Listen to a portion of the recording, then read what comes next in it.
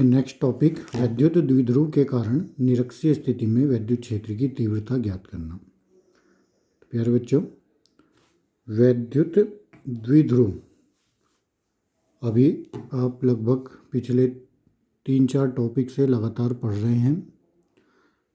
इससे पहले हमने वैद्युत द्विध्रुव की अक्षीय स्थिति में विद्युत क्षेत्र की तीव्रता ज्ञात की थी। अक्षीय स्थिति का मतलब होता है अक्ष के अनुदिश और निरक्षीय स्थिति का मतलब होता है अक्ष के लंबवत। तो इस टॉपिक में वैद्युत द्विध्रुव की अक्ष के लंबवत हमें विद्युत क्षेत्र की तीव्रता ज्ञात करनी है।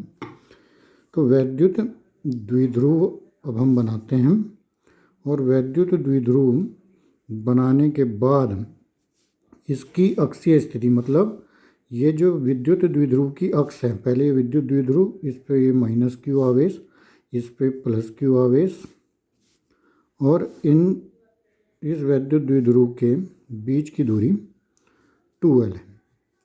तो इस वैद्युत द्विध्रुव के अक्ष के लंबवत स्थिति यह है। इस लंबवत स्थिति के किसी भी एक बिंदु, मान लिया यहाँ पे एक बिंदु है, इस बिंदु का नाम हमने दिया है P, जबकि द्विध्रुव का नाम है AB। तो ये AB विद्युत द्विध्रुव के कारण P बिंदु पर, जो कि द्विध्रुव के अक्ष के लंबवत है, मतलब निरक्षीय स्थिति में है, इस बिंदु पर विद्युत क्षेत्र की तीव्रता अब हम ज्ञात करते हैं। तीव्रता ज्ञात करने के लिए वही मेथड है। एक बार ऋण आवेश के कारण P बिंदु पर विद्युत क्षेत्र की तीव्रता निकालते हैं, एक बार धन आवेश के कारण P बिंदु पर विद्युत क्षेत्र की तीव्रता ज्ञात करेंगे और फिर परिणामी तीव्रता ज्ञात करेंगे। तो यदि हम देखें इस चित्र के अनुसार माइनस क्यू आवेश के कारण आप निकाल सकते हैं, माइनस क्यू आवेश के कारण P पर वैद्युत क्षेत्र, कितना वैद्युत क्षेत्र होगा P बिंदु पर, मान लिया E1 होगा। ठीक है, अब इस E1 की वैल्यू हमें फाइंड आउट करनी है। तो आपको पता है E1 की वैल्यू के आपको सूत्र पिछले टॉपिक में भी बताया, विद्युत क्षेत्र की तीव्रता का सूत्र 1/4πε0 Q/r²। अब देखिए r का मतलब क्या है, इस ऋण आवेश से इस P बिंदु के बीच की दूरी। पहले हमें ये फाइंड आउट करनी पड़ेगी। देखिए कैसे फाइंड आउट करेंगे। यहाँ से यहाँ तक ये विद्युत द्विध्रुव है, ये इसका मध्य बिंदु है, ये पूरी दूरी 2L है, तो ये दूरी आधी दूरी L कहलाएगी। सेम टू सेम ऐसी आधी दूरी ये वाली भी L होगी।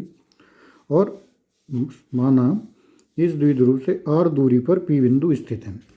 ठीक है, तो हमें L और R ये दो दूरियां पता चल गई। ये दूरी 90 डिग्री, ये वाला कोण 90 डिग्री का है। तो अब हम ये वाली दूरी निकाल सकते हैं। ये दूरी आप ज्ञात करें, कैसे ज्ञात करेंगे। देखिए L है, R है, ये समकोण त्रिभुज आपको बना हुआ है। समकोण त्रिभुज में कर्ण का वर्ग शेष दो भुजाओं के वर्ग के बराबर होता है पाइथागोरस प्रमेय के अनुसार। तो उस अनुसार जो ये दूरी प्राप्त होगी, इस दूरी का मान √r² प्लस L² प्राप्त हो जाएगा। देखिए इस प्रकार हम E1 का मान 1/4πε0 Q/r²। r² का मतलब यहाँ से यहाँ तक की जो दूरी है इसका वर्ग। तो यहाँ से यहाँ तक की दूरी ये है √r² प्लस L²। इसका वर्ग करेंगे तो √ का निशान हट जाएगा। तो r² प्लस L² हमारे पास E1 का मान प्राप्त हो जाएगा। अब आपको पता है E1 जो है विद्युत क्षेत्र जो है ये सदिश राशि है। जब सदिश राशि है तो इसकी कुछ ना कुछ दिशा होगी। दिशा आप बताएंगे किधर से किधर की ओर होगी।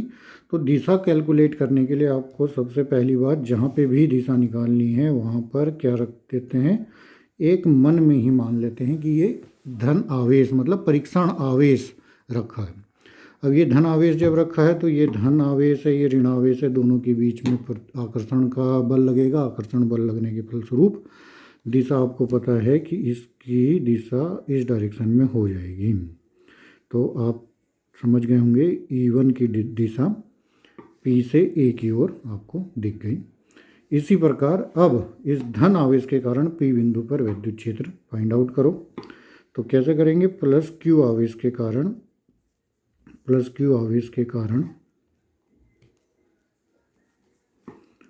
पी पर विद्युत क्षेत्र या विद्युत क्षेत्र की तीव्रता, इलेक्ट्रिक फील्ड। तो विद्युत क्षेत्र निकालेंगे तो E2 vector is equal to कितना हो जाएगा, आपको पता है 1/4πε0 Q अपॉन, अब देखिए इस आवेश से P बिंदु के बीच की दूरी अब लिखनी है। अब देखिए जैसे इधर हमने किया था, ये वाली दूरी r है, ये वाली दूरी l है, तो हमने कर्ण के माध्यम से मतलब पाइथागोरस प्रमेय के माध्यम से ये दूरी फाइंड आउट कर ली थी। इसी प्रकार अब हम ये भी फाइंड आउट कर सकते हैं। देखिए ये दूरी r है, ये दूरी l है, तो इस दूरी को भी हम फाइंड आउट करेंगे तो सेम टू सेम वही दूरी प्राप्त होगी, क्योंकि r और l मतलब कर्ण निकालना है, जबकि आधार और लंब सेम टू सेम दिए हुए हैं। तो ये दूरी वही √r² प्लस l² हमें प्राप्त हो जाती है।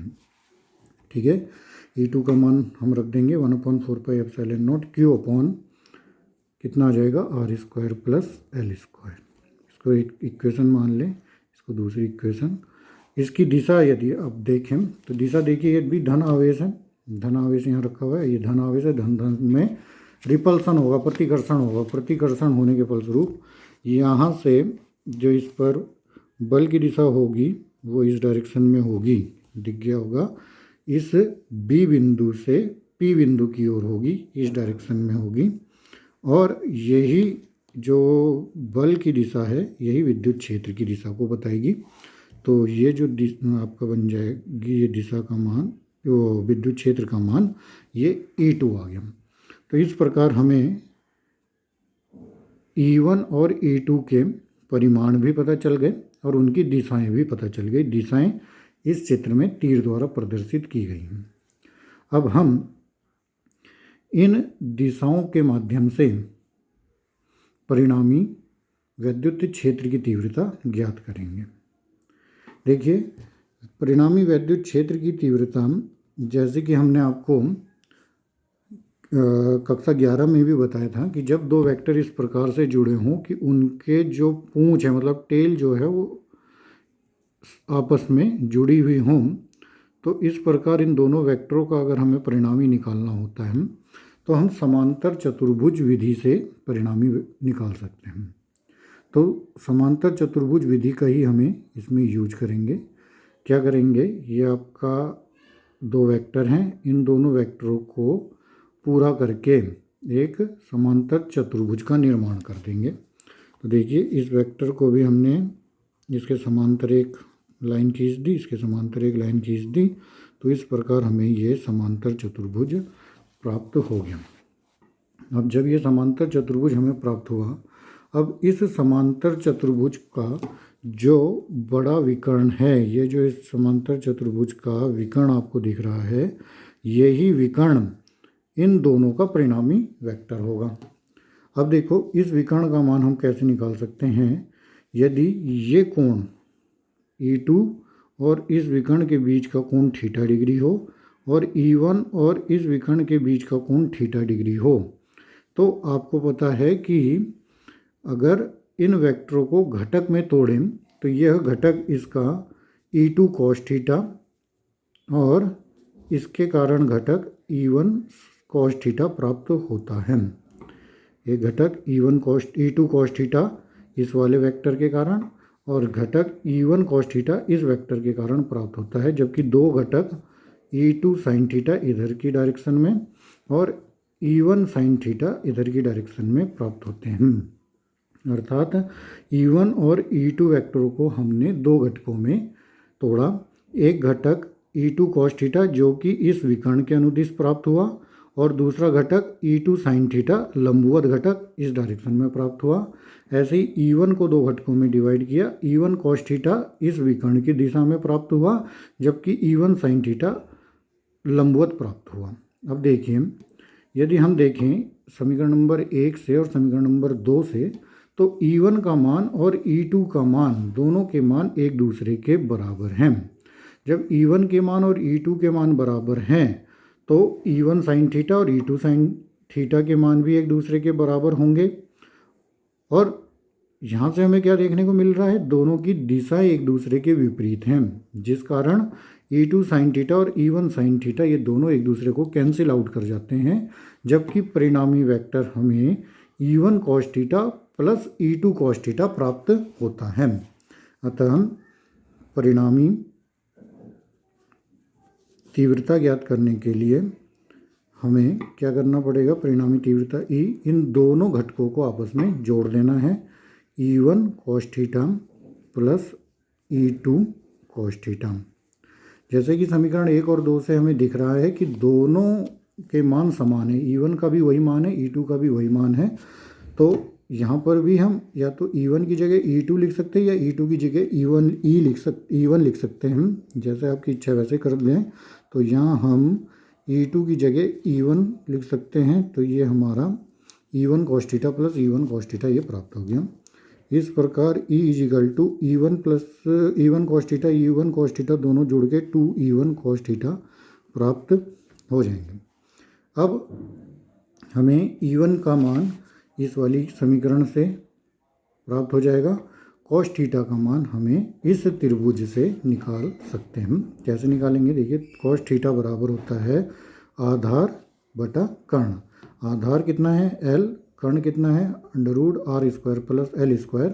तो इस प्रकार हमें यदि यहाँ लिखें कॉस थीटा की वैल्यू, कॉस थीटा बराबर आधार हो गया L अपॉन इसकी वैल्यू कितनी हो गई √r² प्लस L²।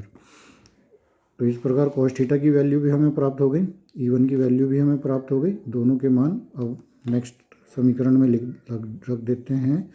2 तो ऐसे ही है, E1 का मान देखिए ऊपर से 1/4 pi epsilon not Q upon r² plus L², और कॉस थीटा की वैल्यू है L upon √r² plus L²।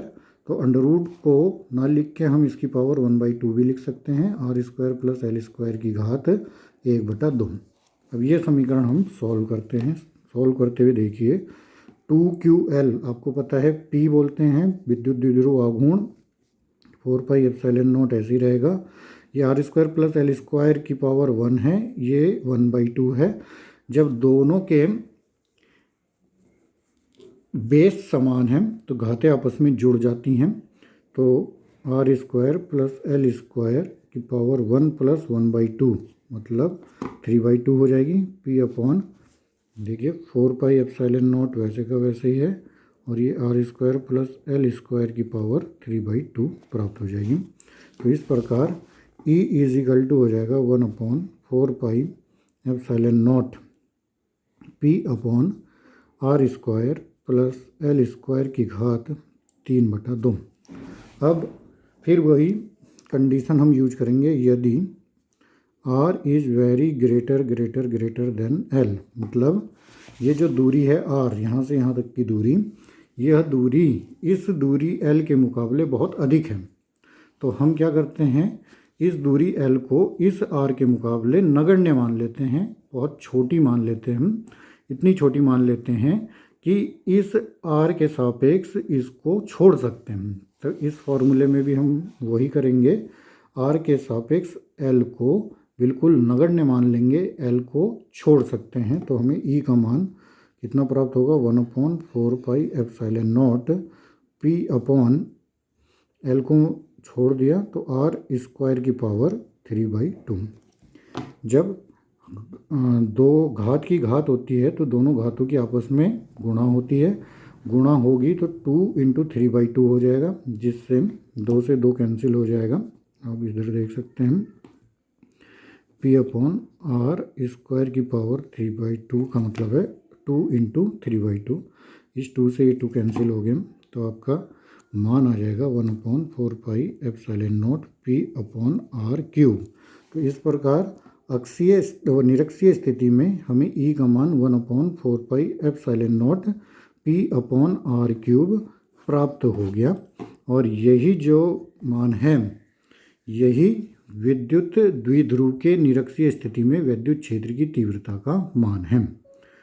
तो इस प्रकार हम किसी भी वैद्युत द्विध्रुव के कारण निरक्षीय स्थिति में वैद्युत क्षेत्र की तीव्रता ज्ञात कर सकते हैं।